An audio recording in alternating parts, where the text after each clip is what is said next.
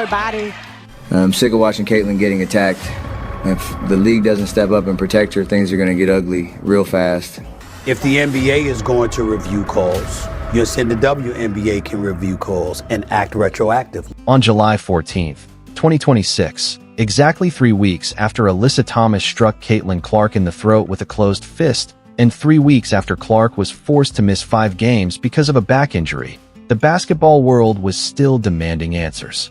Fans, analysts, coaches, players, and even the President of the United States all made it clear that this situation could not continue.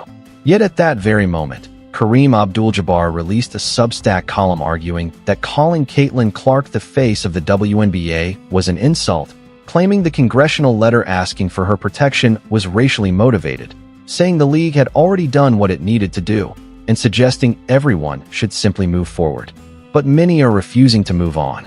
Steph Curry, the player Clark trains with, the inspiration behind much of her playing style, and someone who understands the pressure of being the league's most targeted star, stands as clear proof that the points Kareem made are being challenged.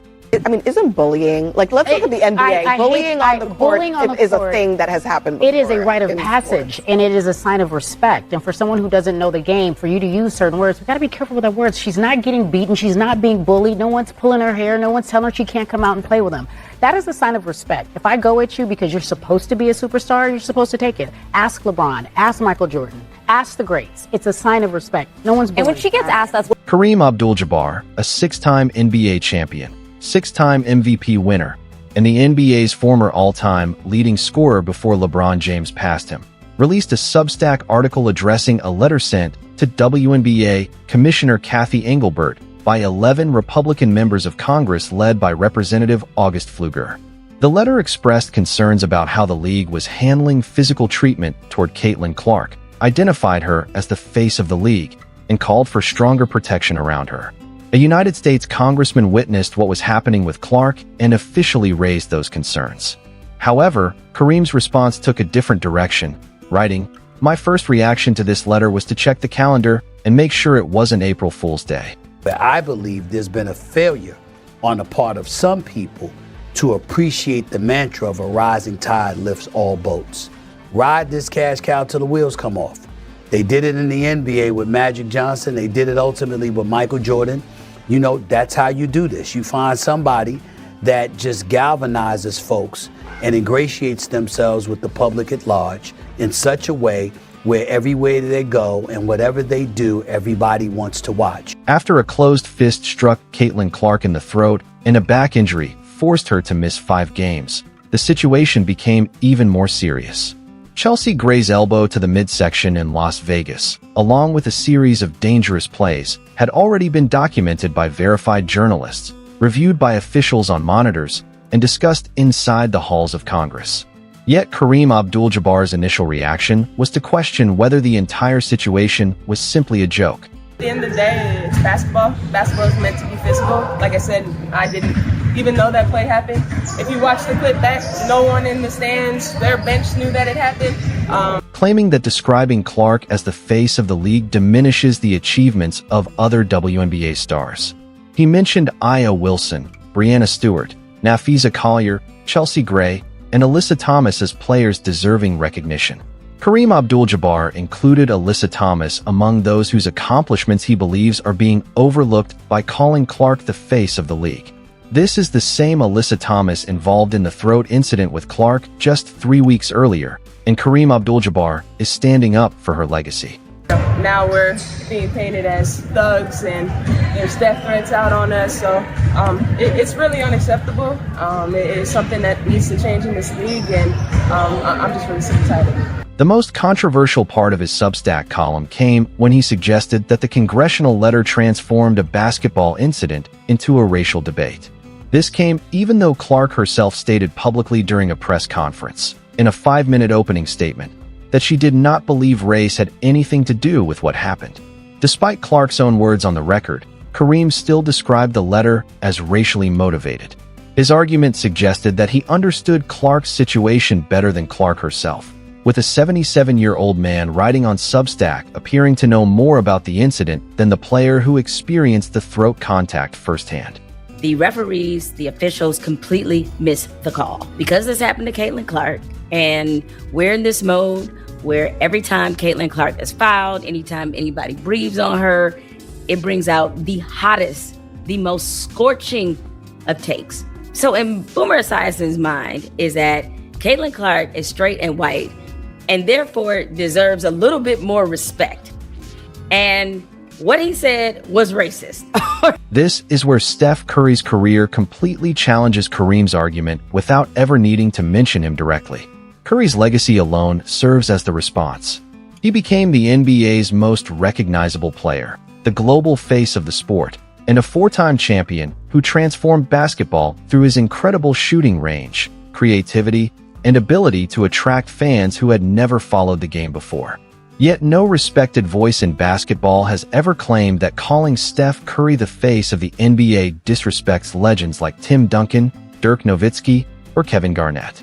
WNBA is putting itself, well, in the category of the WWE, where you don't really talk about the games, you talk about all the stupid stuff that's surrounded. They're also trying to make Alyssa Thompson a victim for the throat punch heard around the world of Caitlin Clark. The reason is simple. That is not how being the face of a league works. It is not a ranking of career achievements, a championship trophy, or an award given to the player with the longest resume. It belongs to the athlete who makes more people care about the product than anyone else. The player fans cannot afford to miss watching. It is the star who sells tickets, boosts ratings, fills arenas, and expands the sport to a larger audience.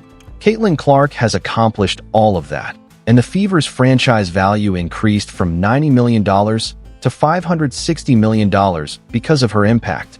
My disappointment with the suspension process by the league and our leaders in the W. This was not a thorough investigation, in my opinion. The people involved were not questioned at all. It's extremely disappointing. No one from the league called AT, our security team, or myself about what we felt like happened in this situation.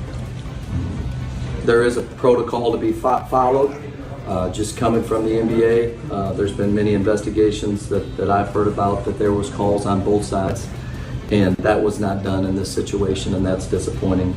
The league secured an $11 billion television deal during the wave of momentum she helped create, and WNBA players now have charter flights because of the increased revenue generated by her popularity.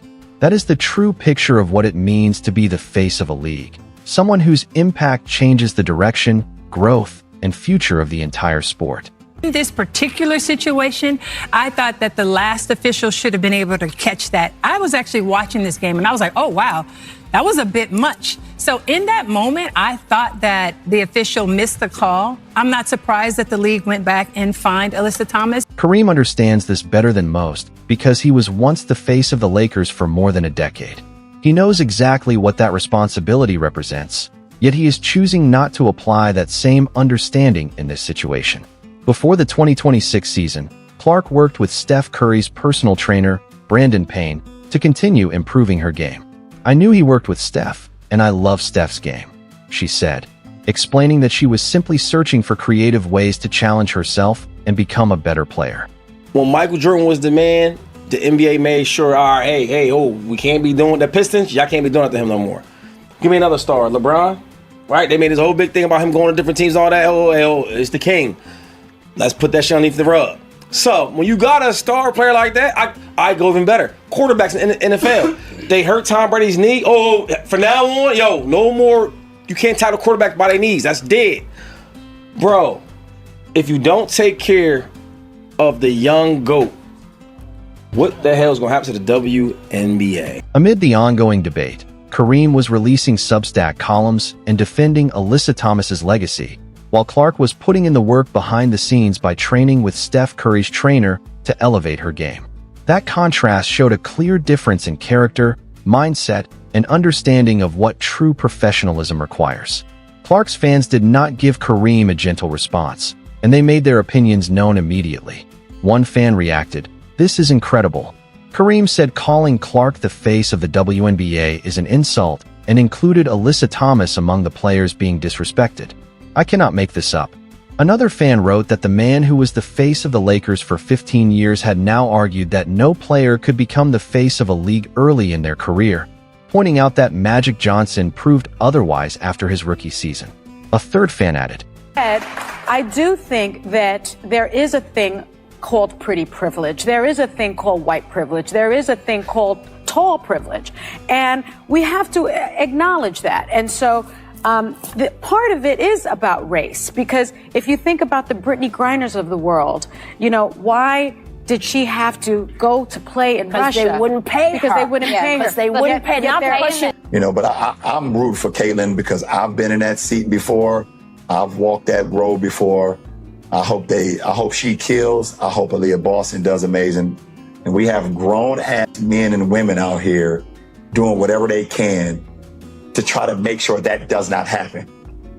That is the weirdest thing in the world, but it is what it is, and I'm glad that Caitlin has a great head on her shoulders. The backlash continued as fans pointed out that Kareem described the congressional letter as racially motivated, even though Clark herself stated that race was not a factor in the situation. Many argued that Kareem was acting as if he understood Clark's experience better than Clark herself. One fan delivered the strongest criticism, writing that Kareem's first reaction to a letter asking the WNBA to protect its most important player from physical incidents was to question whether it was April Fool's Day. The fan added that while Clark took a fist to the throat, Kareem was focused on writing about congressional overreach. WNBA legend Candace Parker, a two-time champion with accomplishments matching many of the players Kareem mentioned, had already addressed the All-Star voting controversy by telling players to seek help if they could not recognize Clark among the league's top guards. Parker understands the impact Clark has had on the sport and has spoken openly about it. Those closest to the actual game appear to recognize what is happening, while those analyzing from a distance may see things differently. Is Kareem Abdul-Jabbar's Substack column the most embarrassing commentary about Caitlin Clark this season? And does defending Alyssa Thomas's legacy while dismissing a throat incident as already handled remove him from this discussion entirely? Share your thoughts in the comments.